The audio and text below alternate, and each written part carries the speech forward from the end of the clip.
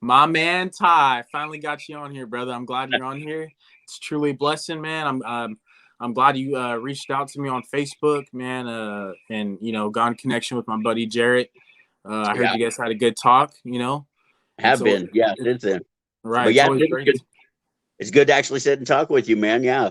Right. Any time, man. I'm always open to vent, and not really vent, but have discussions and conversations about topics, and For sure. but like I said, man, it's an honor to have you on here. You can I know you have an interesting story to tell, and you can for sure save hundreds of lives, millions, depending on if the interview gets viral. But it's gonna be a good one, man. I appreciate you for sure coming on here because it's not easy to, you know, explain tough situations. You know what I mean? That's encountered throughout your life. Yeah. Well, man, So I first of all, the honor's all mine, bud. Really, I appreciate you letting me do this and just taking the time with me, man. absolutely, man. Always room for you, Ty. Um, let's get into it. Let's get into it, Ty. How are you brought up? Your upbringing, your relationship with your family, because that's very important. Um, and yeah, how are you just brought up and stuff? Oh man, really, I grew up like early life. I was in the suburbs around Oklahoma City. Uh, my mom and dad, amazing people, man, just great people, hardworking. My dad, up until the time he passed, he was the biggest influence, my best friend. He was my biggest supporter. He was my worst influence for sure. But I mean, Mm, like he was an alibi. I mean, he was everything that anybody could ever want, like in a father. My mom, hardworking woman, still love her to death. She's she's pushing 80 years old now, man, and oh it's wow, still just congrats. she's working and working and working. I've got a brother and a sister. They're both great people, man. My brother's Oklahoma City fireman. My sister has a government job. I mean, I grew up in a really good family. I grew up loved. They're quite a bit older than me. My brother's 11 years older than me. My sister's 14 years older than me. So it was like having two sets of parents. Right, But after getting older and stuff, I really appreciated what I had and how much they gave to me. right. I mean, they sacrificed a lot, which I didn't realize it until I got older and had my own children and stuff like that. But I mean, yeah, it's awesome, man. I mean, my family was great. I was just that knucklehead that always wanted to do my own thing. I had Right. a I had a child at a very early age who I ended up losing, Mm, and yeah, I lost him and his mom the Tuesday before I graduated high school. oh wow. So that kind of set me off on my rebellious path, I guess is what you could call it. I mean, I was a dumbass, man. I handled it poorly, really. I mean, but how do you handle a loss like that when you're Right. 18 years old? Absolutely. So, I mean, despite how I was raised, I grew up like until I was 12 years old, man. I lived in the suburbs, and then in order for my parents, to get me away from drugs, we moved out to the country, and we went from where they sold them to where they made them. Mm, That was kind of a bad deal. I tried to stay away from it most of the time, but like after I had my loss and stuff, I mean, it didn't matter to me. I didn't. Sadly, I had really nothing to live for, so I took that bad path. And looking back on it, I mean, everybody will be able to say this, but looking back on it, man, I chose poorly. I know that I should have I should have reached out like I did with you now instead of just burning down. But but you live, or Ty, you live and you learn. for sure, Everything happens for a reason. I'm a strong believer of that. Um, absolutely, and especially having the loss at such an early age during your young adult ages, it's hard, and no one can understand unless you've been through that. You know what I mean? yeah, Unless you've been in that person's shoes. But it's that make or break. You either you could go downhill from that, or you kind of just work. You kind of just I don't. You just can't. You can't live.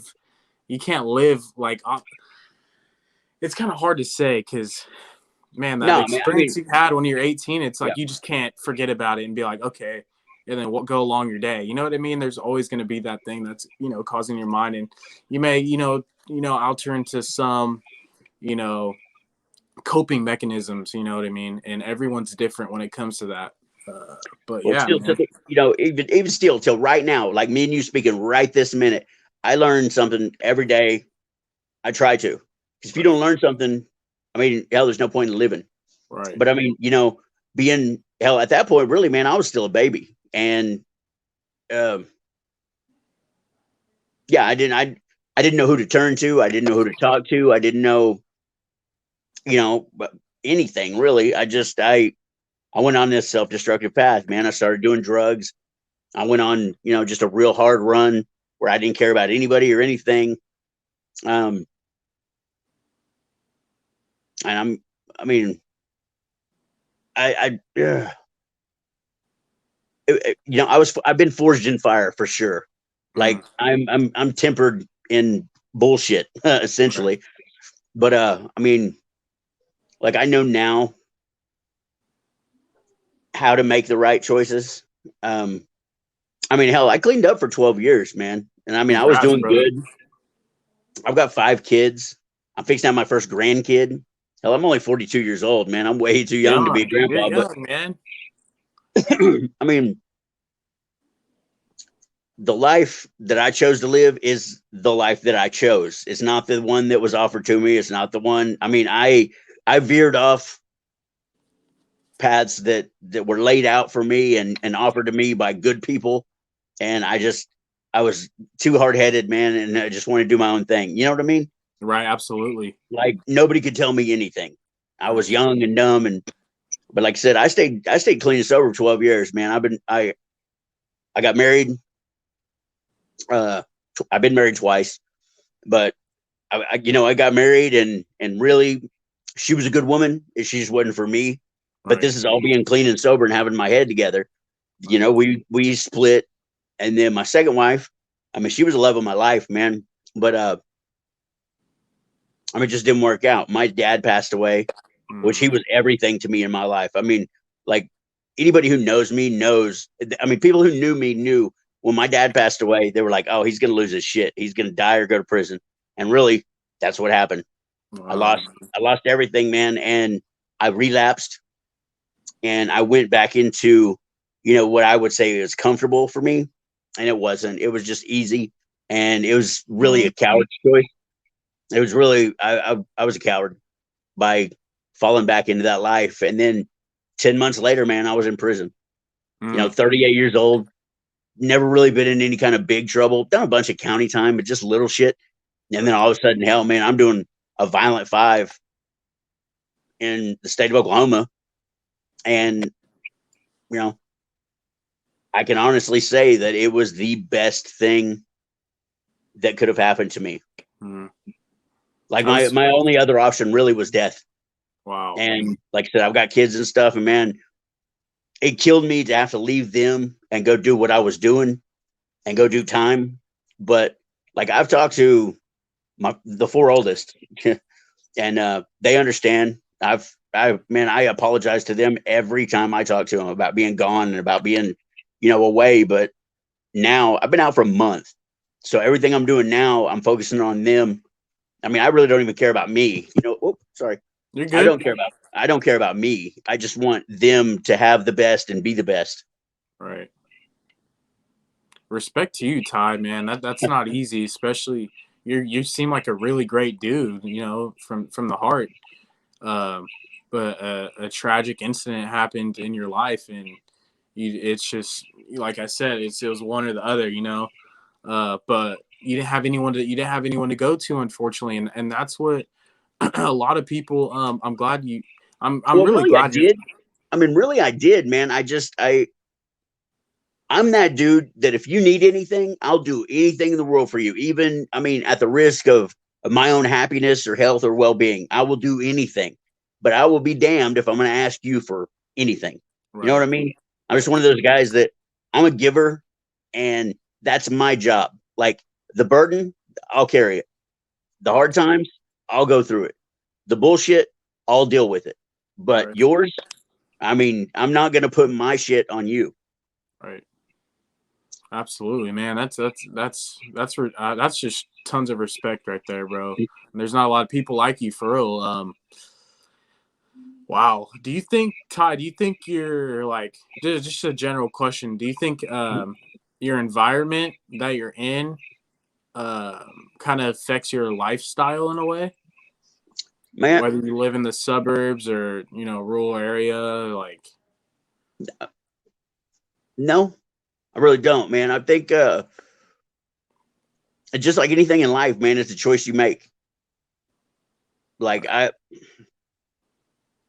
owned businesses, I've had good jobs, I've made incredible money, and I've blown it all. I don't care about money. I don't care about anything. I care about me and mine. Like I want you to be happy. Like the people I love and care about. Like my focus is you, and it always has been. But once I got off track, I turned real selfish, and I mean not really selfish in the way that everybody else would think, but I mean in my eyes, I turned selfish. Like when I started getting high again, when I started going out and hustling, when I started going out and doing all the dumb shit that I was doing, yeah, it was about me, but I stayed away from everybody that I cared about and loved, and like I avoided my kids, which that was terrible, man, because that's not me. Like that's not who I am. That's not what I'm about.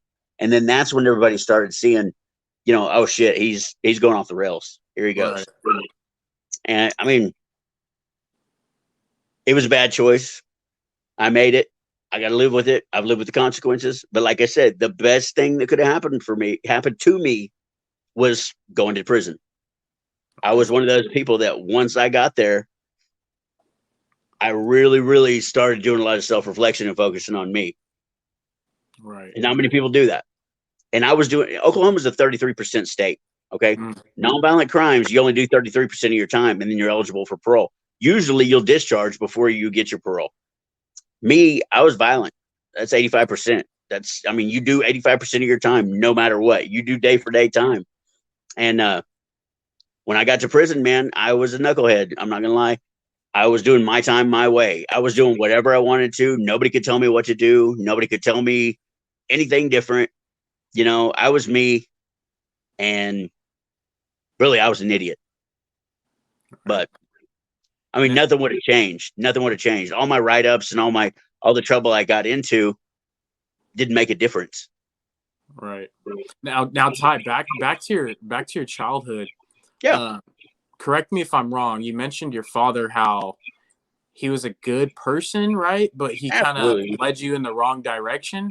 No, no, no, no, no, no, no. My dad. That- No, I'm just saying if he supported me no matter what I did. Like right. he was the best person in my life ever.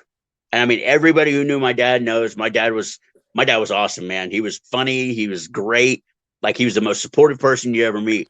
But even when I was fucking up, he was on my side. Got you. Okay. You understand Okay. what I'm saying? Right. Like Right. I could do no wrong in his eyes. You're And right. I mean, I love him for that. But also, that's like probably the only thing I have that I can criticize my dad about. I wish he would have been a little bit more of a hard ass and a little bit more of, one of those, man, what the fuck are you doing? Wake up kind of guys instead of, well, Right. be the best. Right. But Absolutely. Now I understand. I understand, man. Sorry for mixing that up. no, no, Um. no. Now, Ty, do you think? What's your thoughts? This is on topic, but kind of like this isn't relevant to you. But Well, sure. foster care, like foster care homes, like these kids, they go in the. I talk about in every single one of my episodes. These kids, they go in these foster homes and they're getting mentally and physically abused, and it goes unheard about and untalked about, and then they hop from the foster home to foster home, and then they end up in the prison system, and then it's like they become a part of the system, and then it's like it's so Yeah. sad because it starts with the youth. You know what I mean? It starts with people have gone through trauma, for an example, and at a young age, and they don't know how to express it and vent, and and talk about it. And instead of that, they kind of bottle it up in a way. And especially being exposed to certain things and kind of adapting into that lifestyle is very unfortunate at a young age. And that's all they know. You know what I mean? For me, society views, not all of society, but most of society views people that have been in prison like animals. Like, oh, they do the crime, do the time. Yep. But if it happened to them or someone a loved one of theirs, oh, it's totally different. Now they understand. Now they understand the system and all this and that. You know what I mean? So it's just I just wanted to throw that in there too. Man, Um, I know exactly where you're coming from. I've got a few buddies who, um, actually one of my real good friends, man, he was in the foster system, and luckily he's one of the few that ended up in a good home with good people. And I mean, he's kept his life straight. But I mean, being in and hearing people's stories and stuff, yeah, there's a lot of people like that, man. I'm I'm not that way. I've always been a protector. Like women and children, I'll do anything in the world for any one of them, and I will go to bat out any of them. You know what I mean? Like I'm not that dude that blows it off, or oh, you're part of the system. You know, that's it. No, hell no. I don't care, man. I judge people on their character, not by their right, color, not by their situation, not by their history, not by their unfortunate like events that have happened to them. right, If you're a good person, man, people are going to see that. People can look at you and hear you talk and know, man, that guy's got a good heart, or you know, he was dealt a bad hand or whatever. But the foster system is at best fucked. right. I mean, that's the best way to put it, man. Absolutely. No, you're absolutely right. That's why I wanted to throw it in there. You know, it's kind of like I said, a topic that needs to be talked about, you know, and discussed because man, these innocent kids, you know, it's just so sad, you know, you see it on TV, you have experiences, friends and stuff, but you know, And there's uh such a stigma with it. You know what I mean? Like there's such a just a negative absolutely. connotation when it comes to it. Like, oh, you're a foster kid, you ain't worth a shit. No, that's not Absolutely. true. There's good kids out there. There's preachers' kids. There's millionaires' kids. There's honor students. There's frat boys. There's college graduates that are pieces of shit. Always Right. will be. Nothing will ever change that. And there are good kids out there who have been dealt a bad hand and still fight and fight and fight and claw and climb their way back up out of the gutters that they've been put into. And I mean, again, it's about a person's character. It's about the person. It's about who you are, not where you are or what you've been dealt. You know what I mean? Right. Absolutely, Ty. Um, let's get into this real quick, Ty, about the prison system. Um, now, for you, I don't know if it was a drug offense or whatever, but for people, for example, right here, people that have drug offenses and they're in and out of county jail, et cetera, then say they get some prison time. Um, do you think they should get a lengthy sentence, or do you think there should be an alternative punishment? Man, um, that's something that I've argued quite a that's I'm sorry. That's something that I've argued quite a bit about with people. These mandatory minimums, man, they're clogging our system. Oklahoma, where I am, is terrible. Like from the Oklahoma County Jail, which I spent a lot of time there, all the way up into the prison system. It's ridiculous, man, because they're more focused on their numbers and money than they are your rehabilitation, they call it Department of Corrections. It is not, man. It's Department of Connections. That's all it turns into. Like it's con college is what it is. You go in and you think, okay, I did this, I screwed up, and now you just end up meeting more and more people who are not on the right path. And I mean, really, it's this. Like I said, man, you do you. You know, I've always been that guy. Whatever you want to do, man, I respect it. You want to be the best drug dealer there is to be out there, do that. But if you want to come to me and ask me to help you out and help you or lead you or guide you in a positive direction, I'll go to the ends of the earth for you. Right. But the prison system nowadays, the mandatory minimums, it's just causing more and more strife, because you get to the point where you're a felon, you've done time, you're not going to get a good job. So what do you got? You go back to hustling. You go back to hitting the streets. You go back to doing all the dumb shit you were before. And then where's that going to land you? Right back where you were. And I'm not going to lie to you, man. Prison, it's not bad, man. I mean, everybody talks about, oh, you know, hitting the yard and blah, blah, blah, being in corrections. No, prison's easy. You sit in there, you ain't got to worry about shit, man. You got money on your books, you're eating. You got money on the phone, you're talking to the people you want to. But really, I mean, there's no stress. You don't have to worry about, oh shit, you know, I got to take the kids to practice, but I got a doctor's appointment and I got to work that day. All that, the life, right, it's not there, man. Like, what do? You wake up, you do your shit, you go to chow, you go back, do whatever you want. You play dominoes, you play spades, you do whatever. I mean, it's just rinse, lather, repeat. You know what I mean? It's the same thing over and over. And prison's easy. It's way easier than life. And I see why so many people get comfortable, and it's easier to do time than it is to live life. Right. Absolutely. Because the responsibilities you don't have, you know, once you're inside, you don't have to, like you said, you don't really have to worry about anything but, you know, watching your back, you know. But yeah, man. And really, it's not that bad. You know what I mean? Like, I'm not a gang member. I rode solo through my whole, life, essentially. But like in prison, I rode solo. And luckily, I was one of those guys that I'm real. And I'm a good dude. I mean, I laugh and I joke, and I'm real, like, I always got something slick to say, pretty much. You know, I'm on everybody's ass. I'm giving them a hard time all the time. But luckily, I'm not an asshole. You know what I mean? Like, everybody saw that in me, like, oh, this is this funny ass dude, man. Let's, you know. But once they started talking to me and realizing, hey, man, this guy has been through life. He's lived. He's done a lot of things. You know, and I had a lot of people come to me and ask me for advice and things like that. That's fine. But, prison is not one of those, you go lock yourself in a room and just holding a knife waiting on the next thing to happen. It wasn't like that for me, at least. I can say that. I did see a lot of shit, man. I saw people killed. I saw a dude get stomped to death in front of me. Wow. Race riots, gang wars, but luckily, none of that stuff really fazed me, man. And I mean, I was at that point where I could just back away and let everybody else do whatever they were doing.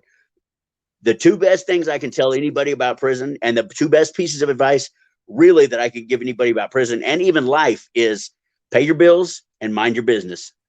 Right. As long as you don't owe nobody and you're staying out of everybody's way, you're good to go. Right. Now, Ty, I want to talk about two things, but this one real quick.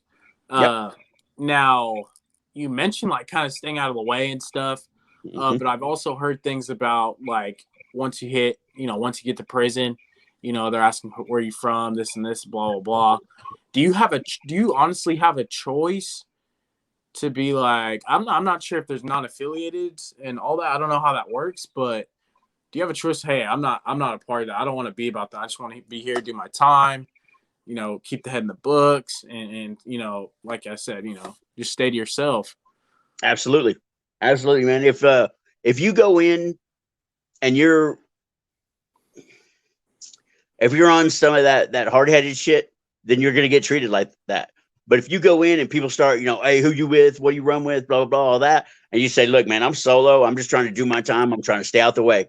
Then they're going to respect that and let you do you. You know what I mean? But once you start getting involved in the politics and all the pretty much the knucklehead shit, that's when it gets difficult. Absolutely. But I mean, if that's what you want to do, man, that's fine. But that wasn't for me. You know what I mean? Like, I wanted to stay out the way. I had a couple good friends, and I did what I did. Right. Absolutely. Hey, Ty, now, struggling with drug addictions, Sure. you know, before prison.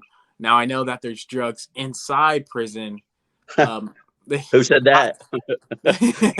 Yeah. It's easier to get high in prison than it is in the streets. Wow, that's powerful. Wow. So how did you manage to like, it's like having a it's like loving cake, having an obsession with cake, and then you haven't ate it in a while, then boom, there's cake all in front of you and stuff. You got your Yeah, chocolate cakes and stuff. for sure, for sure. I mean, I'm a fat kid at heart, anyways, man. So I mean, it's kind of hard for me. Like, I would much rather have cake than dope now. So I can honestly say that. But That's no, funny. man. It's all about willpower, man. I'm like, I've always prided myself on being very, very strong willed and mentally Tough. strong. I mean, Right. mentally, yeah. I mean, I guess tough would be the best way to put it. Yeah, but I'm like willpower. It's willpower is a tough thing to really show. You know what I mean? Like, you could talk about having willpower all day long and be like, oh no, I don't want that. No, I don't want that. I don't want that. But eventually, it's gonna be like, you know what, man, fuck it. Right. But the only person I ever had to stay true to is myself. Like, the only person that it can ever, ever, ever destroy me, break me, or make me do something I don't want to do is me. Right. I'm and I'm just too hard headed really to give in, man. You know what I mean? Right. Like, and I meant this, going to prison was the best thing for me. I was in a bad way. I wanted to quit. I wanted to stop doing all the dumb shit I was doing and really didn't have a choice. Didn't have, I guess, the opportunities that I hoped for. But when I went in, man, I made up my mind. I decided, look, this is your second chance. This is your jump off point. This is your restart. Take advantage of it or don't. You know what I mean? And I've kept my mind to the point where I don't want anything to do with it. You know what I mean? Like, I've got a lot of good friends that are still living the life, which, I mean, like I said, I love them. I love them to death, but I got to love them from afar now. I Right. cannot, I can't be,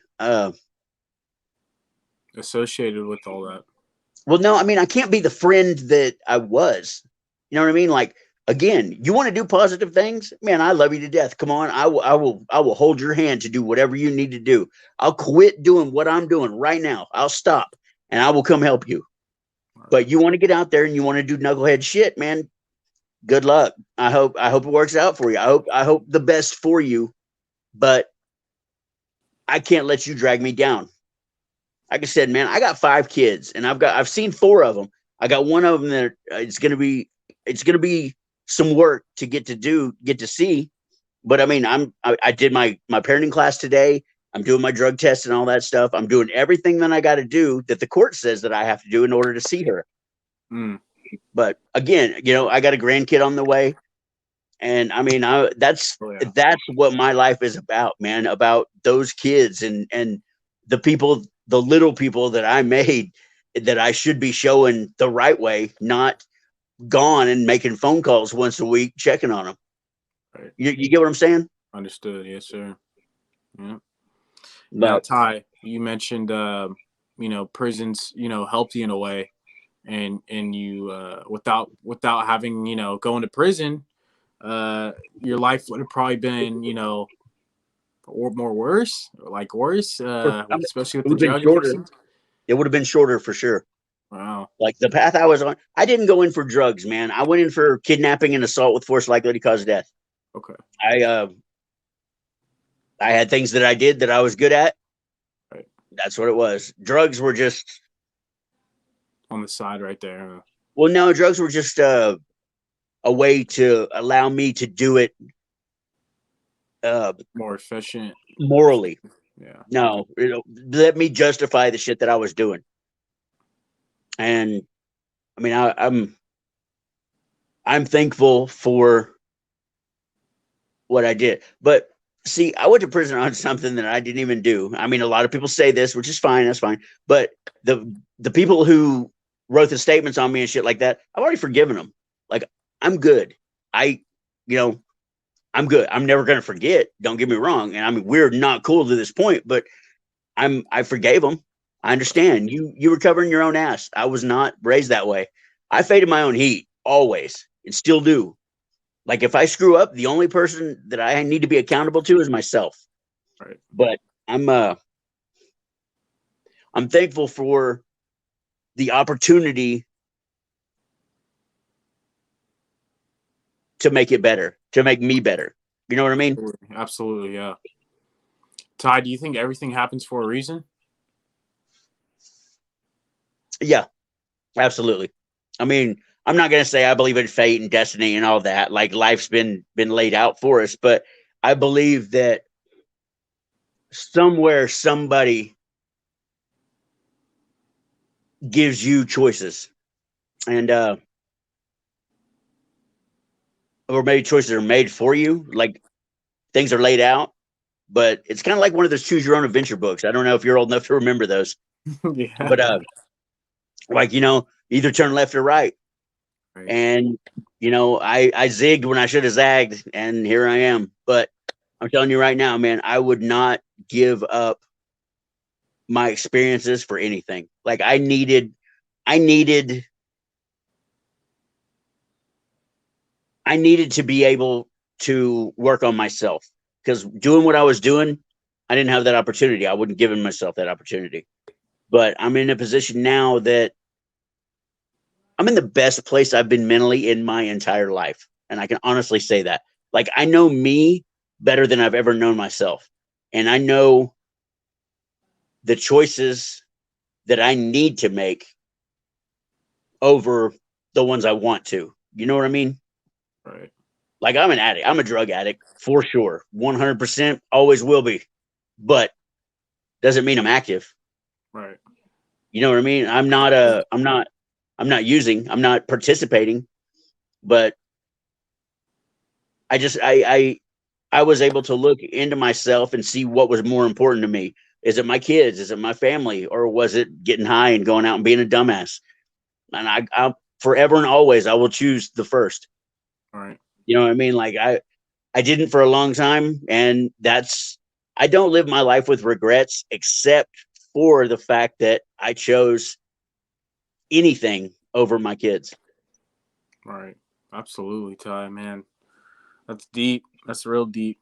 Um, man, you're totally awesome, man. I can talk to you forever. Just like with all I just enjoy this. Like I love it. I love hearing you talk and your experiences and just life experiences and the whole whatever. Um, so how was your transit? I don't even want to talk about this yet, but and and Yeah, I know Oklahoma. what's coming, man. Right. In the Oklahoma prison, was it is there a lot of programs that are, is there a lot of programs available for those, and do people even take advantage of it, or do they just like, oh, like if I do this program, I can get time off my sentence and then like not really, take it up, Man, okay. I'm gonna tell you right now, Oklahoma's prison system is garbage. Straight up, top to bottom, garbage. I was actually on a program yard, and it was like an act of Congress to get into the program if you weren't court ordered to be in the program. And it Mm, was a drug program. It says SAT, substance abuse training, or substance abuse treatment. I'm sorry, but like I was court ordered to have anger management, which is obviously, I'm a violent felon. Of course, I need anger management. The only way you could get anger management for the first 2.5 years I was there was to be in the SAT program. mm, I'm court ordered to have this. Finally, they started giving us some more classes and stuff, and then COVID hit, which that was a whole different thing, man. We'll talk about that in a minute. But um, the opportunities for classes are slim. Like you really, really have to be on the ball. You've got to be. I mean, you've got to be on them in order to get the opportunities to better yourself. And a lot of the people who were taking them were just those people. It's like, I just need the days. I wasn't getting days, so it didn't matter to me. You know what I mean? Like no good boy days, no nothing. As soon as I hit A&R, which like that's where you go to start your prison term. As soon as I hit A&R, I knew the day I was getting out. It didn't matter if I hit level 3, 4, or whatever, or if I was getting good days, if I was getting written up and losing days or anything like that.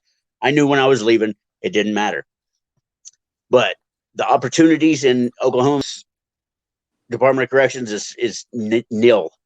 Mm. Like there are very, very few classes. If there are classes, there are very, very few spots. And it just, the odds of you getting into them are real slim. I was in a yard with people. We held up to like 1,250 people. Wow. There was 320 people on my unit, and you'd get classes offered to you about every 4 months, and there'd be 10 or 12 people allowed per class, and that's just on my unit. So you got 320 people fighting for 12 spots in a class that you're not going to have but 3 times a year. So are there programs? Yes. Are they accessible? No. But I That's did take every opportunity that I had, man, I took. And like there's the thing at the yard I was on, actually the thing with Oklahoma DOC is like you either go in and you go to school, you get your GED, or you get a job. Well, I have a diploma, and oh yeah, I congrats, brother. thank you. Well, I mean, I had it from being young, you know what I mean? Like I got it Yeah, growing it's up, same, yeah. which a lot of guys don't. And I didn't realize how many people didn't have at least a GED. But as Right. soon as I hit the yard and I took my tests and stuff, and they decided, well, you know, you're pretty smart. What do you want to do? And I said, hell, can I be a tutor? So I was a tutor all the way up to the point till I got my first write up, which I don't understand that. Why are they going to ding me? Why am I not allowed to help anybody because I got in trouble? That's stupid. But like even after I lost my job at the school being a tutor, I was still helping guys on the unit. Anybody who had any problems, anybody who had any questions, like all the guys who were in the GED program would come to me and I would help them out with their stuff. I mean, I can't tell you how many people that I helped actually achieve a GED. Mm. And that, I mean, just because, again, it's to the point like when I was out there living dumb, just because I'm living rough, or I mean, however you want to put it, doesn't mean I'm not going to help you out. And I was making bad choices in prison. I'm not going to lie. So the first year and a half, 2 years, I didn't care about me. But if you came to me needing help, shit, I'd do anything in the world I could for you. Right. Absolutely. Just that selflessness that you know have, you know, that's amazing, man. Like I said, there's not a lot of people like you, and if there is, you know, it's you know, there's not a lot. But it's funny because I had one of my guests on named James. He did 15 years in the California pen, and he helped a lot of people. I think was he a tutor or yeah, he's like a tutor. He taught people how to read and write because there's not a lot of people in Yeah. the prison system that don't know how to read and write. And he went in the early 90s or late 80s, early 90s, and he just got out. So yeah, he there wasn't a lot of people, you know, that didn't have that school or like knowledge, and it all starts with the youth, you know, being disciplined, coming from the parents. You know, you got to discipline your kids, make sure they're in school and get that Mhm. education, because you may find things within yourself that you may never have thought, you know what I mean, For sure. different And opportunities. it really blew my mind as to how many guys are out there that don't read above a third grade level or don't read at all or can't do math, simple math, or I mean, can't write. You know, that killed me, man. Like that was when I was like, you know what? I mean, I'm not saying I'm super guy or anything like that, but I mean that's what really made me decide that there's guys that need my help, my skills. I mean, I'm pretty well spoken. I'm very, very Oh yeah. well read. Um, I like to think I'm not just some idiot. You know what I mean? Like I just look like this, and I mean, I really, Ain't nothing I wrong with you, man, looking good with that beard. this is only about a third of what it was, man. I cut a lot of it off, but like I felt like in prison I had a calling, and I mean, I know it sounds cliche or whatever, but really I did, man, because there was a lot of people in there that needed the help that I was able to give, that I was able to, facilitate their needs. Right. I mean, Absolutely. I'm like that today. Like I said, man, I got out March 1st. Today's what, the 30th? Yeah. Only been out a Wow. month. Yeah. But I've like the transition's been tough, but I mean, again, I'm not some mental midget. You know what I mean? I'm not gonna be broken. And the only place they can break you is right here, man. Right in the old brain pan, you know? And I'm not gonna I'm just too stubborn. All right. I feel that. I understand. I get what you're saying. Now, Ty, talking about the prison, the prison health conditions. Whew. Yeah, the prison health conditions. What do you got to say about that? Um it's a fucking joke. In Oklahoma County, they lost my glasses, which I mean, I can't see at all, really. They lost my glasses in Oklahoma County. And they keep telling me, oh, yeah, once you get to DOC, man, all you got to do is put in a request. You'll get this, you'll get that.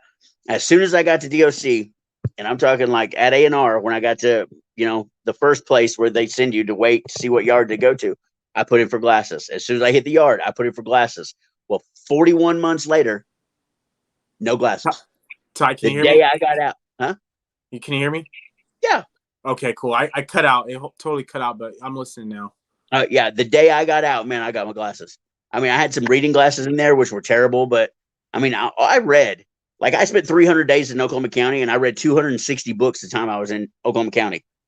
And then on the yard, man, I spent most of my time reading and helping other people. Like I said, I had a couple buddies, and I'd run around and do, my dumb stuff. When I first got there, like I said, I was doing me. I'm a hustler, man. I always have been. I fell into a pretty good situation where I could make some money, and I did. I made quite a bit of money in a short amount of time, but I was still, helping everybody, reading, and just doing what I had to do. Hats off to you, Ty. For real. Thank you. Now, your transition into society. How was that? I mean, like you said, you've only been out about to hit 30 a days. month. Like how? Yeah. And it was so quick. Like, what were your days like? Like maybe months, couple months, weeks, days before your release day. How are you feeling? Like, Hey, honestly, man, scared. I was scared shitless. I didn't know what to expect. I mean, my time stopped. Like, I was frozen in time. You know what I mean? I'm Captain America, just over there, not fucking worried about nothing, not being anything. And then I get out, and holy shit, it's 4.5 years later. You know what I mean? Like, my kids are big. I got, like I said, one of them's married and got a kid on the way. I mean, it's just, it blew my mind as to how my time stopped, but the world didn't. right, And I mean, I knew that. I mean, I'm not, just naive and a kid, you know what I mean? But I mean, I knew that life would go on without me for sure. But it blew my mind as to how much it really did. And there's no way you could prepare yourself for that. right.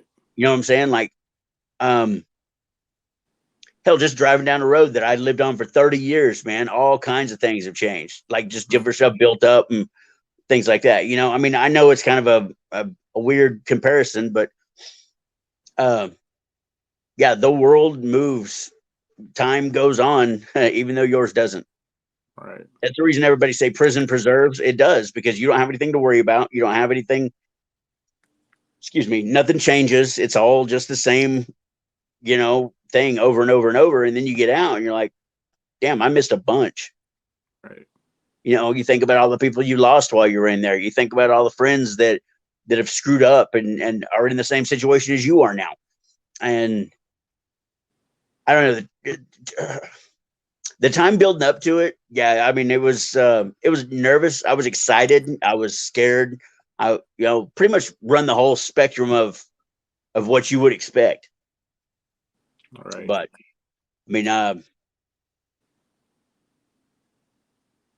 yeah, it was terrifying. I mean, Wow. that's the best way to put it.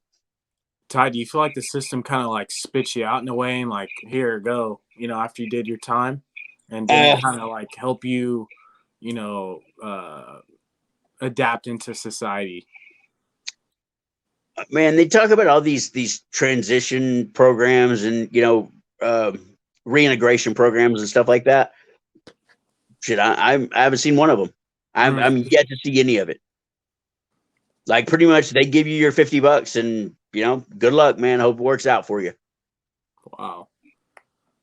Do you think the prison system is somewhat of a business? For sure, Yeah.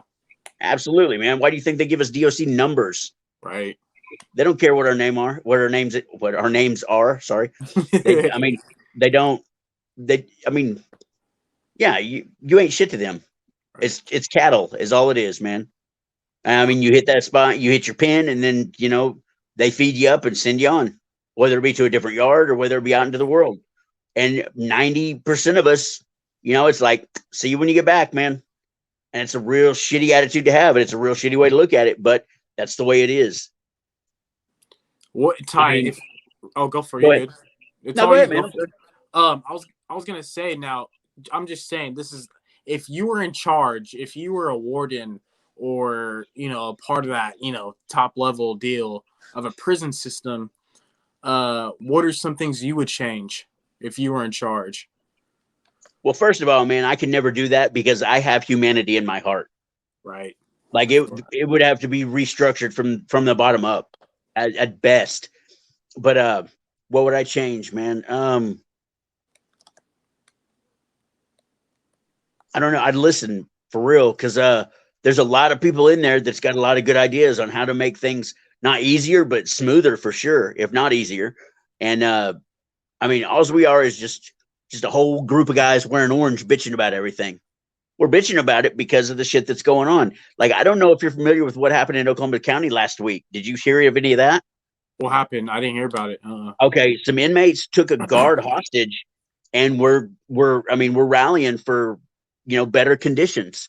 Anyways, they come in and ended up killing one of the inmates in there, and I mean Really? it was a terrible deal, man. And I actually saw some video of it, and I mean, really, they like what they were doing is wrong, but why they were doing it, not at all, man. The toilets don't work. There's the conditions are abysmal at best, and it is terrible. The yard I was on, man, like 320 people in my unit. I was in an open dorm, which is kind of it's a weird situation, but like not cells and everything. There's not a toilet everywhere, but we had 4 different bathrooms. Hell, anytime, man, we'd only have like maybe one pisser and 2 shitters working at a time. And I mean, think about that. That's 3, 6, 9, 12 for 320 people. It's ridiculous. We have 6 phones. I mean, they wonder why that shit pops off the way it does. And Yeah. if they would, I understand that we're locked up, that we're in prison. We're not there to be, catered to and pampered. But I mean, some basic human rights and civil liberties would make shit go a lot easier and make the whole situation be smoother. You know what I mean? Absolutely, brother. Like the food, terrible, absolutely terrible. And if you wanted to try to go on a kosher diet, which a lot of people try to do that to get better food, I mean, you had to jump through all kinds of hoops and stuff, which I understand that. But I mean, anytime you screwed up, that's what they'd take away from you. Oh, your food's gone. You're back on the same old chicken bulk bullshit that everybody else has to eat. And Is it even real chicken?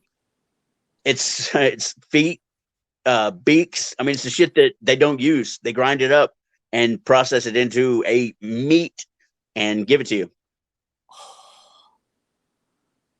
Yeah, I mean, Jeez. there's no red meat. There's no. I mean, it's terrible. Like the vegetables are just overdone, overcooked. Like they cook out all the nutrients and all the everything.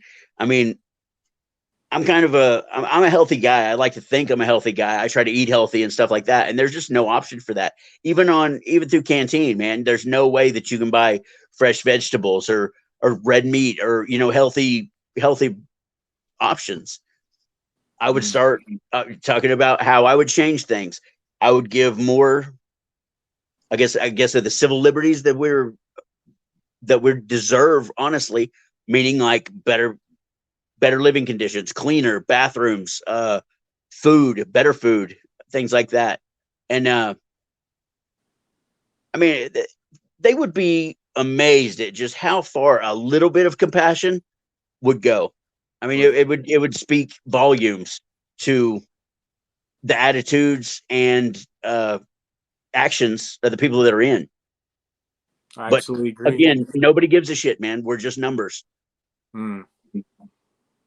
Man, that and it doesn't help, especially with when you have terrible correctional officers, to even Oh, like piss your day off even more. If you're you know, even there's having a good day, then it's like they're coming because something happened at home and they're taking it out on you guys, which is yeah, totally unfair, shit. Most of those dudes are just criminals that ain't been caught.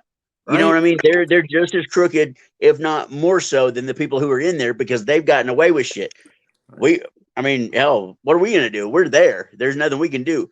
There are some there that are there just to get a paycheck. There are some there that count. There are that care. There are some there that are just fucking pricks, man. Just it's a badge and an attitude. Just like, I mean, and I'm not a cop hater or anything like that, but there are some assholes out there that the only reason they never got respect. So they think they're Right. going to put on that DOC badge and they're going to come in there and be badass and just demand respect. No, you ain't shit, man. Just another bitch ass motherfucker trying to be in there, treating us like shit. That's not going to get you anywhere. Right. And I mean, Absolutely. I'm not. That's really not how I look at them. You know what I mean? Like you're there to do a job. I understand that, and I'm here to do the same thing. Like I'm here doing my job right now. My job is to be here and to serve my debt or to pay my debt and to Right. serve my time. But I mean, man, there's a there's a lot of schools of thought on it, and I'm one of the more open ones. I promise you. Right. Wow, Ty, that's yeah, it's. I'm sorry you had to go through that. It's inhumane, and hopefully they clean Sadly, it up. man, sadly, it's what I volunteered for. Right. I mean, I didn't go to trial. I signed that plea. I volunteered for it. And I was out there fucking up doing the shit that I was doing. I volunteered for it. I have nobody to blame but myself. Right. Which is And I never will you ever see me point a finger at somebody saying you did this to me. No, I did that to me. right. Man, respect to you, Ty, for real. That's being accountable for your what you cause and stuff is huge, and it's hard for some people to admit. You know what I mean? Mhm. So like I said, my hat's off to you, brother. Thank you, man. I Um, appreciate that. yeah, dude. There was something else I wanted to talk about as well. Um, oh, has even have so has the warden ever like reached out or like said, "Hey Ty, like how you doing? How's your day going? Like how's your mental health? Are you okay?" Or even like a prison counselor, "Hey Ty, how you doing, man?" You know? Man, I had a unit manager and I mean this woman was golden. She was amazing. And she would come by, like even when she was on a different unit and she would swing by, she would make it a point to come look me up personally. And I mean, and like, how are you doing? Is everything all right? Like when I told her that I was discharging, I saw her, she had to uh like a I can't remember what it's called, but she had to work on the weekend. And I told her, I said, I'm getting out Monday. She grabbed me and hugged me. And she was like, Mm, "You're one of my favorite people." And I was like, "You are too. You're amazing." And she really was, man. But she would go out of her way and come and talk to me and find out, is everything all right? What can we do to make this better? Because I mean, I'm not 100% sure, but I was one of those people that I had a little influence around, I was right. there, I was there that long. Like I was on a minimum yard because most people are there like 60, 90 days and then they shuffle out. I was there over 3.5 years. So like they respected my opinion. They would come ask me things. They would come, I mean, and be real with me. Like, look, I know this situation right here is bad. And I know that the whole thing is screwed up from the bottom up. But if you'll just bear with us, promise we'll make it better. Or how can we make it better? And then we would sit down and talk. I mean, they had like inmate counsel and shit like that, but I never, It was kind of phony a little bit. yeah, man, it was hey, look at me kind of deal. It was never, I never participated because I didn't believe in it. But Right. like anytime they would sit down or they'd call some of the some of the guys in and stuff, I would step up and I would talk. But there was a couple things that I had to say that they took to heart, and there was a couple things that I had to say that they were like, "Get the fuck out of here, man! What? Just go. You're an idiot."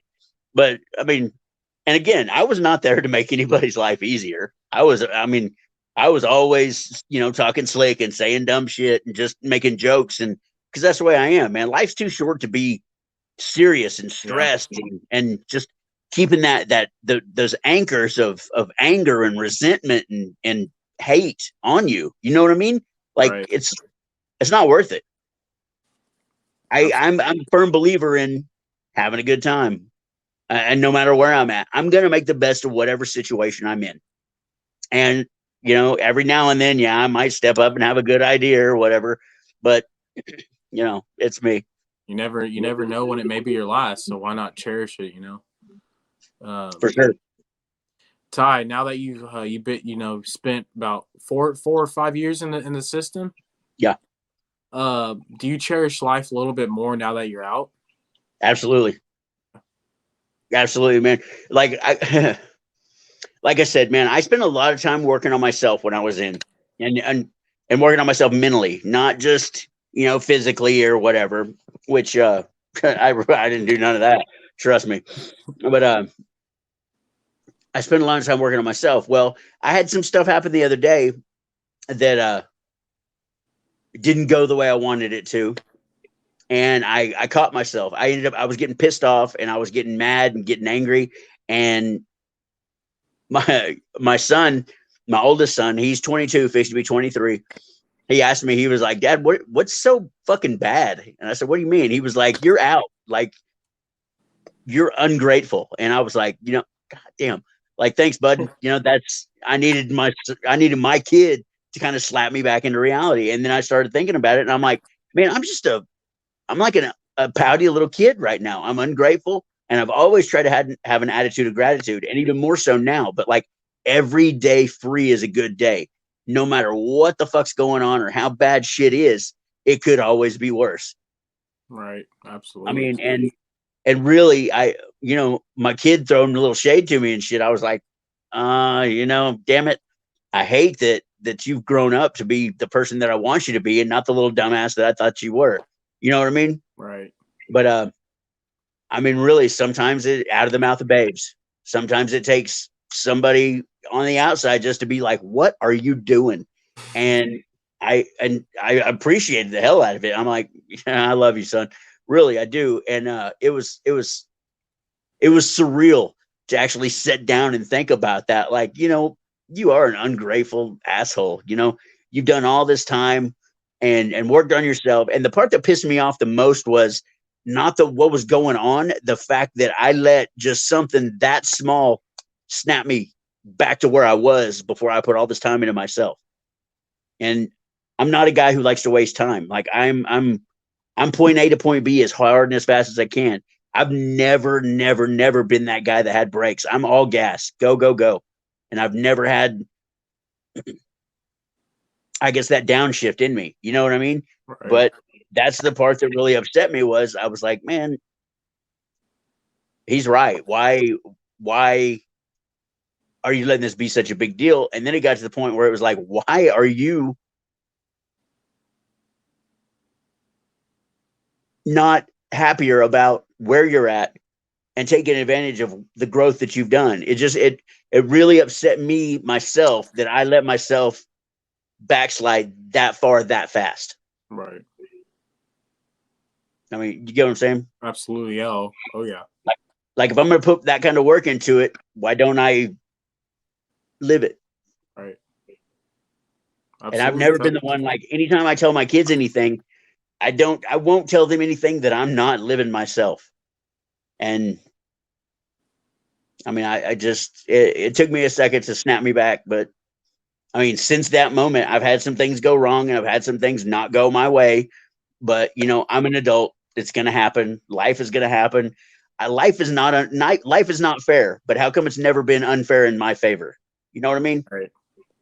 And I gotta keep that attitude of gratitude that I've had and that I've worked so hard to get. Right. Absolutely. Hey Ty, have you took anything from prison, like from a positive, standpoint, like anything, like a quote you may use on an everyday basis, or like something that or someone told you, in prison that you use to your everyday life? The attitude of gratitude thing, man, really. Because like I said, and I mean this. A lot of people say it or whatever, but I mean this from the bottom of my heart. The best thing to happen to me was to go have this little sit down, was to go to prison and be forced to get my shit together and just have an attitude of gratitude for sure. Like it can always be worse. Like even if I was in prison, it could be worse. I could be in the shoe. I could be locked up. I could be, on death row. I could have a number. I could have a letter instead of a number. It could always be worse. Right. And I mean, it may not get much better, but it can definitely get worse. Right. Absolutely. Absolutely, Ty. Wow. Man, you and Jared are very similar. Like very similar. Have you guys talked on the phone yet? No, man, we just text back and forth. But Just text back and forth. Yeah. yeah, I mean, me and that dude have a lot of the same outlooks on stuff. And like when I talk to him and stuff, I'm like, look, man, I know I'm sounding like an idiot, but I need that sounding board. I'm I'm a I'm an intelligent person. I'm a well spoken person, well read, and I'm very very impulsive. Like my mind works way faster than anything else. You know what I mean? And I'll Right. get to that point where if I have a really good idea or something that's good for me, I'll talk myself out of it. I'll second guess myself. He's the exact same way. We've talked about that 100 times, and I'm like, look, man, I'm sorry. I just need somebody to vent to. I need that Right. sounding board. He's like, me too. I'm the same way. That dude's awesome, man. Like for real, he is an awesome guy. And like I appreciate the hell out of you hooking us up together, man. Oh, Because I mean that's and I mean I'll do the same. I'll do the same for anybody that you send to me that you did that he does. You know what I mean? Like I'm that guy. I will do anything in my power to help anybody who's trying to do anything positive. wow. That's powerful, man. I thank you for that. Like I said, it takes a lot for someone to reach out to someone, and kind of here's this, kind of put it on the table. Yeah, man, Jarrett, Jarrett and you are very similar from what I'm how I'm talking with you now. You guys both, had a tough loss. You guys both been in the system. You guys both served our country. Thank you for serving our country. Absolutely, man. And just how you guys, the aspects of life you forget. It's hard to say, but it's just from talking to both you guys, because I really understand and really listen deeply. You guys are just you guys are honestly the both same, damn near the same people. And Ty, I actually do have. I have a TikTok. You know what a TikTok is, right? Man, okay. Me and Jared were joking around about this. I haven't been out long enough to even know what the hell TikTok is. Right. Okay, I mean, I've heard about it, and I got a 14-year-old daughter that talks about doing it. I don't know what it is, but like I said, I'm not. I mean, I'm older, but I'm not old, and I'm not dead. But yeah, I'm gonna check into it, man. And I do want to check out the stuff that you and both him have. So No, yeah, I've yeah, never looked at TikTok one time ever, really. ever. Well, I understand. You just got out, and it just like happened. I'd say it's about a year old, and it's been very popular for the last past 5 months. So, I mean, you're just now getting into the mix, but I think it's something that you would really find interest into, because there's people struggling with addictions that need advice, people that have been in the prison system. It's just a whole community, and it's a warm feeling. You meet these Well, people. I feel like TikTok is kind of. I mean, that yeah, I could do it, but I mean, people used to ask me all the time, "Hey, why do you fight?" And I'd say, "Man, because the beat's working and I can't sing and dance." So I've heard TikTok's got a whole lot of singing and dancing, man. That ain't my style. Well, it is like you'll have your different types of like genres when it comes to like the whole, or categories when it comes to all that. So like, just say for an example, you make a TikTok, and what are some of your interests? Like, give me some Man, of your interests. I love combat sports. I Okay, love like OU football, there Kansas you City go. football. Hell Okay. yeah. Um, I love So, hockey. okay. So I mean, just right. So I like, make knives. I make knives. wow. Oh, you Like, do? yeah. Ty, let me. I'm gonna have to get with you. Do you make like pocket knives and stuff too? No, man, I just make fixed blades. And what's that Like exactly? like hunting type knives. Like man, Are you selling them or no? man, I have, but I say, holler at me after this, man, and I'll send you some pictures and stuff. But yeah, I mean, I'll show you what's up. But I'm interested in that. Yeah. um, I mean, really, man, my kids, I love sports. Um, I love, I mean, 4-wheel drives. I mean, I'm a country boy, man. I love hunting. I love fishing, like anything outdoors. But yeah, I mean, They, it is. and See, they like, have look here. KC, the Mahomes. How do you feel? How do you feel? How Oh, do you feel about Mahomes? this is the bullshit we're on now. Okay. No, man, I love it. I love it, man. I've been a Chiefs fan all my life. See, Really? being from Oklahoma City, around Oklahoma City, we have two teams that you could be a fan of: Dallas Cowboys or Kansas City. My brother was a huge Dallas fan, and just because I refuse to like anything my brother likes, I'm been a Right. Kansas City fan all my life. Right. Like I remember, you know, Christian Okoye and Trent Dilfer and the rough years when it was bad. Though the year we started out 10-0 and then lost the next 7 games. I mean, I love sports, man. I do. My girl is a huge Seattle Seahawks fan, so it's real hard for me to Over there on I the don't know, to West Coast. live in all this blue and green here, man. But yeah, Mahomes did great. Um, What do you think? the What do you think they're going to do with Sammy Watkins? Do you think they're going to keep Watkins? man, Because they already have Hill and Kelsey, hey, Kelsey's a and beast. They Hardman. got Hill. Hardman's nice. Hardman's on the come up. Hardeman's a beast too. Man, I hope they keep Sammy. I really do. But then we got like Pringle, and I mean, there's some other lower level dudes that. And man, I could talk. We could do a whole different podcast about Kansas Yeah, City let's do football, it. man. Trust me. Oh yeah. But no, I mean, like sports and stuff is really that's what I like, man. I like hockey. I love hockey. And being from Oklahoma, being a white kid from Oklahoma and loving hockey, it's really weird, man. I mean, I'm 5'9", okay, 185 pounds. I've never done anything but sports, you know. And I joke around with a lot of people, and they're like, "Oh, why do you like hockey?" I'm like, "Because it's the last sport left for middle-sized white guys." But I mean, you know what I mean? But I mean, I love it just because I love the speed of the game. I love the physicality. I love anything where somebody is going to go out, give 100%, and just crash into somebody else and not care what happens, just as long as they win. Right. But like I wrestled, I you know I've trained through MMA and stuff. I've had some really good friends that were pretty big in the deal, Wow. pretty big in the fighting scene. Like my daughter's name is Evan after Evan Tanner. That was one of my best friends in the world. He passed away, but I mean, Oh. like I love anything where somebody is not afraid to give it their all. You know what I mean? Right. Like this is gonna sound weird, but I've told, you know, I've heard people talk about, oh, you know, if my son's gay, I won't ever blah blah blah. And I'll tell everybody right now, like, look, if my son's gay, I'm gonna love him just as much as I would any other day. But I want him to be the best at whatever he does. If he's gay, Right. I want him to go out there and get every dude he can. Right. And they're like, what? And I'm like, I'm just telling you, man. I want whatever you do, I want you to give 100%. I don't care what it is. Just give 100%. Right. And I have nothing but respect for anybody who is out there giving it their all and failing. You know what I mean? Like Absolutely. it takes heart to do that. And I love people with heart.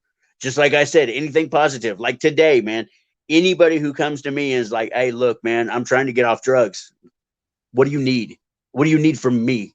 I will do anything in the world. I will sit with you. I will run everybody off. I will go through your phone and delete everybody except the people who are important. I will help you out as long as you are willing to give it 100% at what you do. Right. Absolutely. But anyways, back to the TikTok thing. I know we kind of No, chase I that would rabbit. no, it don't matter.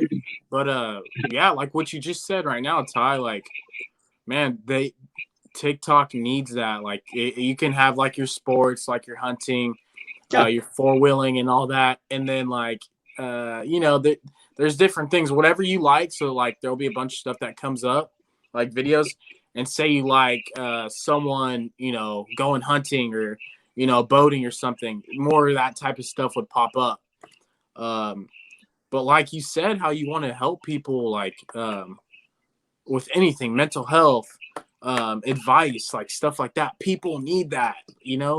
And I feel Yeah. like using TikTok is a great way because it's more of a viral video. You don't have to like So retweet it or share so it. it's more of an automated Reddit than Right, right, just a board. right, Yeah, I got you, man.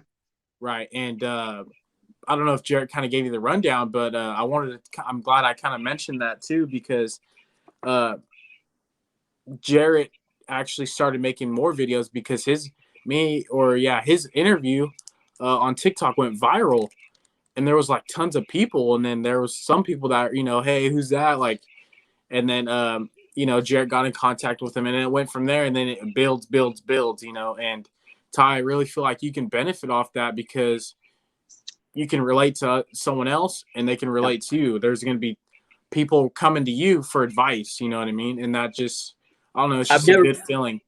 I've never been about the fame like that. You know what I mean? But if I can help anybody, I will. And see, that's something I was going to talk to you about too. Like, I'm really really big on the advocacy side Mhm. of mental health and addiction, and Department of Corrections and all that stuff. But I mean, you've got the platform, and you've got obviously a pretty good uh, base. But we need to put a group together to do Yeah. stuff like that. Yeah. And I I'm mean, for it. you've got the power to do it, and I'm I'm here for for it, man. And I know Jared is too. And there's probably some other guys that you've talked to that'd be willing to do the exact same thing. But you need to take advantage of the situation and what you have at hand, meaning us, right now, and strike while the fire's hot.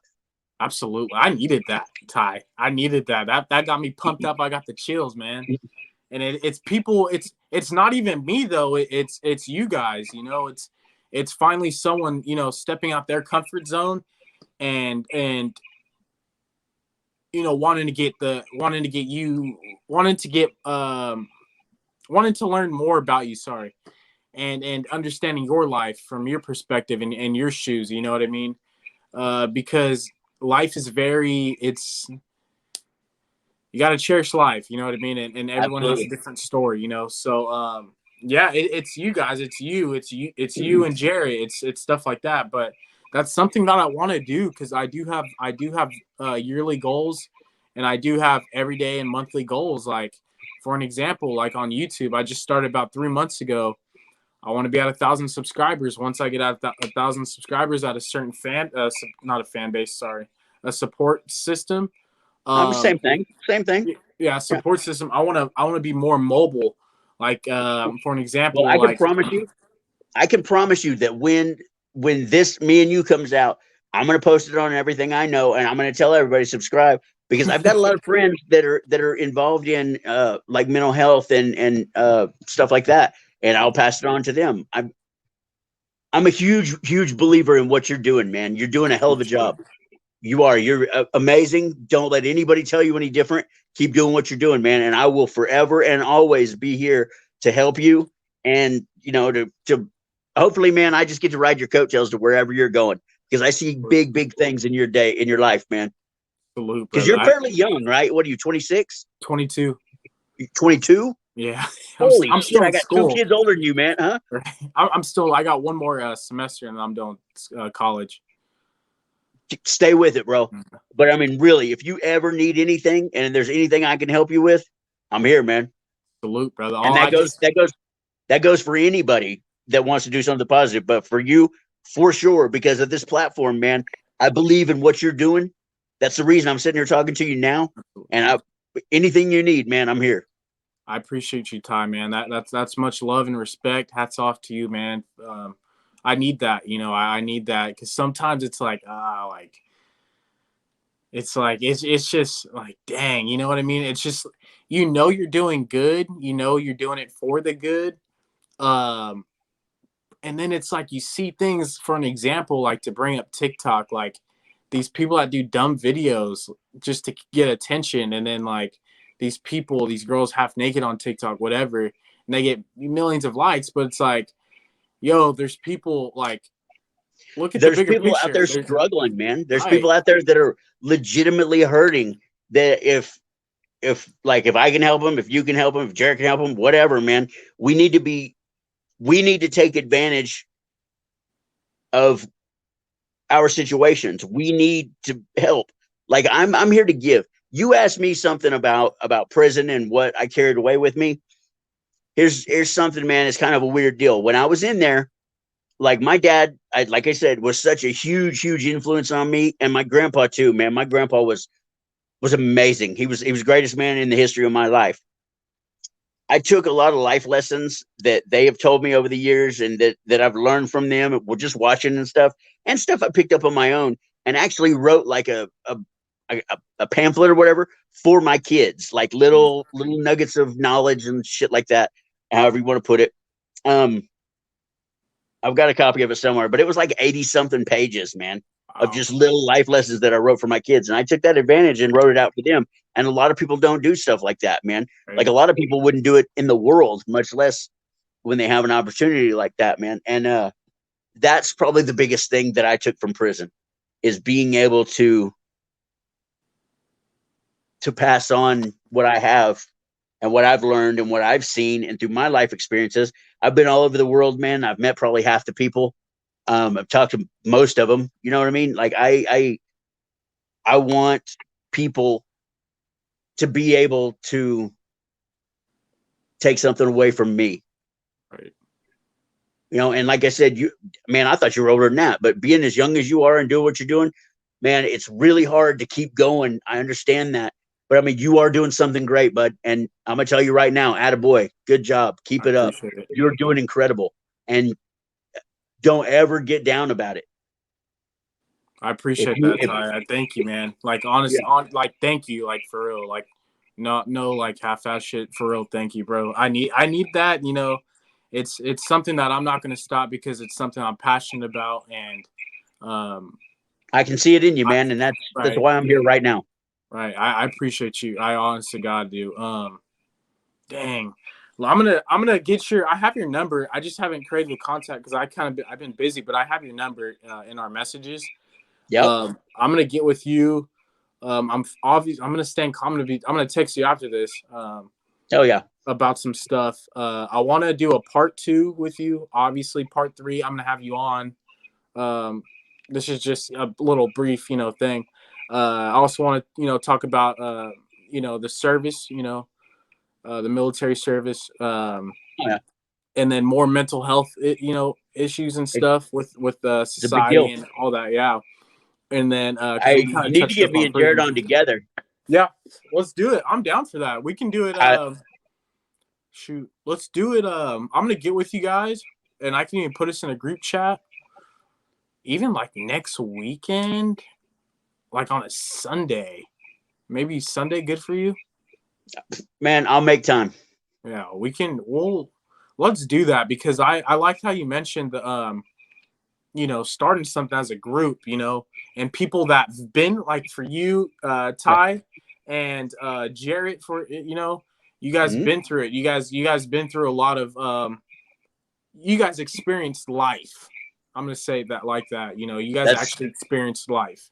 that's a Um, great way to put it, man. And yeah, that's the best way to put it, probably. right. So I want to have you guys are for sure gonna be on board with me, and I want to, like I said, once I want to become more mobile, and eventually like go to these people's houses that have, like for example, for you, I go to your house, or we meet up somewhere, whatever. I get to know you, the everyday life of Ty Cody. You know what I mean? What is your daily life like? Outside of prison and in your transition to society. You're not an animal. Hell no, you're not an animal. And society needs to stop judging people and never judging a book by its cover when they don't even know when they don't even know what the actual book's about. You haven't even read it. You know what I mean? So it's like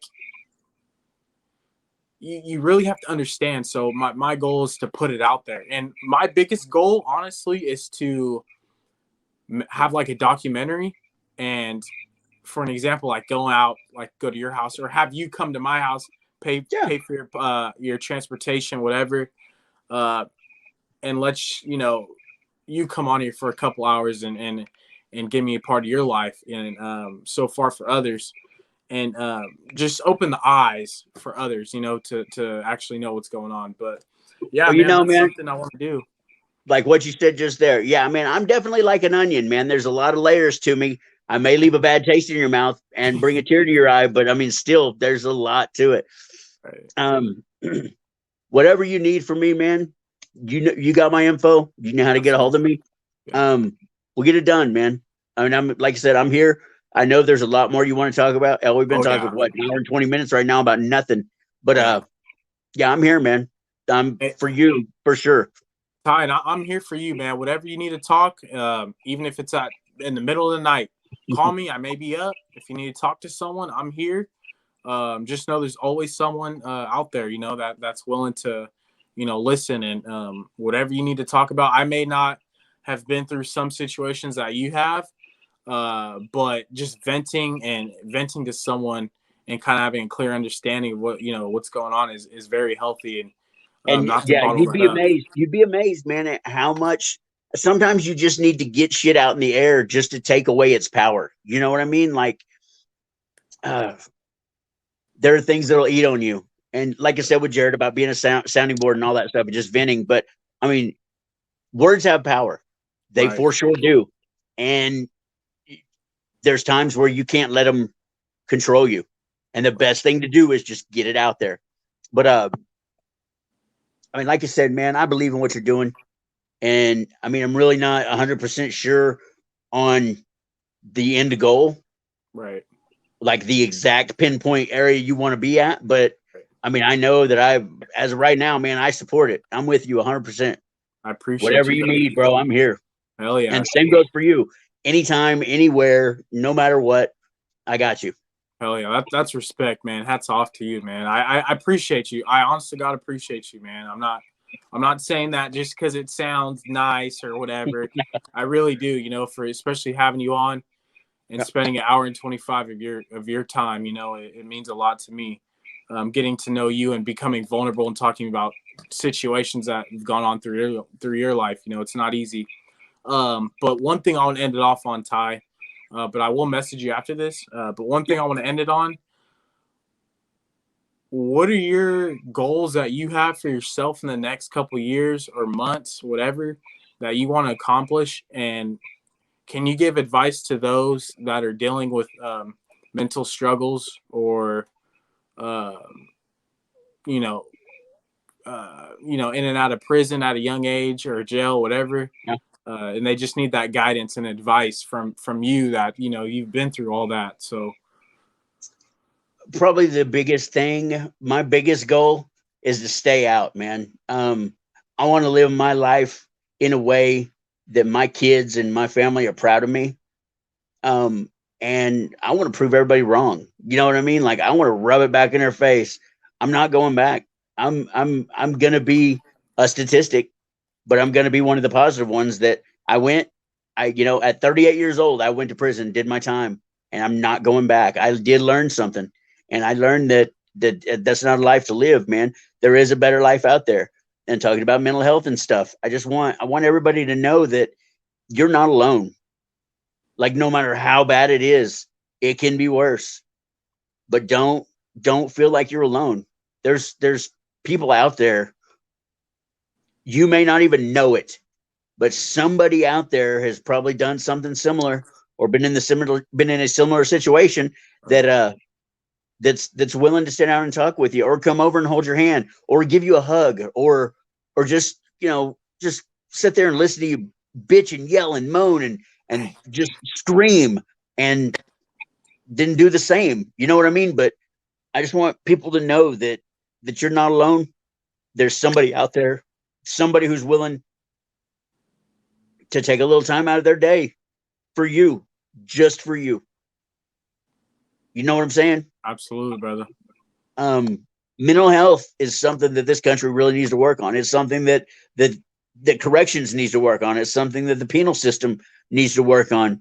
And I think if we addressed more mental health issues, that we would have a whole lot less legal issues. Right. But I mean, really, man, there's millions of people out there that are struggling, and everybody feels like they're alone. You know what I mean? How can that many people be in the same situation and be so isolated? I don't get it. And that's what I was saying, man. If there's some kind of group that we can put together to go out there and I mean, just help and just hell, even to be there for somebody, you know what I mean? Like you hooking me up with Jarrett and me just yelling at him for a couple minutes or hours or whatever it was, man. And then now everything's cool. I just needed to get that shit off my chest and it felt great. But I mean, I just want people to know that they're not alone. Right. Absolutely powerful, man. It's beautiful. It's comes from you, man. It's beautiful, you know. People need to hear that. And that group stuff like you're talking about, let's do it. We'll make it happen. We'll plan something out. We can start out, you know. If we can make some kind of support system, man, some kind of support group. And let's I mean, it starts with us three. It can blow to 3 million. Yeah. You know what I mean? But I mean, there's always going to be somebody out there who's hurting, or somebody who knows somebody who's hurting, or somebody who just is scared to say anything. That doesn't need to be that way. Right. Absolutely. Like some kind of addict. There's addicts out there like I was, man, that want to quit, don't know how to quit, don't know where to even start, and don't have any kind of support, man. The hardest thing in the world is ask somebody for help. And especially if it's somebody you don't know. And it's just incredibly hard to offer your help out to somebody who you don't know from Adam. But you know what, man? I've been there. And I think if somebody would have stepped up, and I mean, like, again, I'm not blaming this on nobody or anything, but if I would have had a place to go or a direction that somebody could have pointed me in and said, look, man, that guy right there, that's the one you need to go talk to. That I think it would have changed so many things. Wow. And I believe that we can do that. Yeah. Oh yeah. Yeah, we sure can. We're going to make that happen. I say we start off on like doing talks, like me, you and Jarrett, start off on StreamYard, put more videos out, you know, and start a good little team, and then, you know, go mobile and go on foot. For sure. You know, and then once we, you know, we have a big, you know, support system or whatever you want to call it, you can have your own in Oklahoma. I'll handle it in California. Jarrett will handle it in Texas. Tennessee. Is he in Tennessee? Yeah, Tennessee. Big difference, bro. Big difference. You guys are close, huh? Tennessee and Oklahoma? No. No. It's probably 12 hours. 12 hours. Wow. See, I've never been on the East ever. The only places I've been is up north. So I've been to Oregon, Washington, all up top, and then Canada. I've been to Canada. You got to leave that left coast, bro. There's a whole world out there. Right, man. It's a beauty of life, man. But Ty, man, it's truly an honor to have you on. Hey, man, the honor is all mine. I appreciate it. It wasn't easy, you know, like you said, you know, coming out, whatever. But we need more people like you to, you know, step up and you know, have those uncomfortable conversations and make them into comfortable conversations. Maybe with this, we can open some eyes, man. I'm really hoping so. Let's do it. But like I said, I appreciate you, man. It's a blessing. You're a blessing to this world. Maybe being an advocate and what you all went through is a calling. You know, you can save many lives, hundreds and millions, and they just need to hear your voice. It just takes one video and one, you know, reaching out to one person. I'd be happy if I had saved one, man. Right? Yeah, that's all that matters. Absolutely, brother. Hell yeah. But I think that's it for us. I'm gonna have you on for part 2, part 3, part 4, part 5, part 100. All the way down the road. But if you ever need anything, man, holler at me. I'm about to shoot you a text right now in about 30 seconds, and we'll go from there. All right, Sid. Thank you for having me on, man. Really, the honor was all mine. I appreciate you, bro. I appreciate you, Ty. Have a Keep doing blessing, what you're brother. doing, man. You're doing a hell of a job. Thank you, man. I appreciate it. Thank you. Absolutely. Have a blessed one.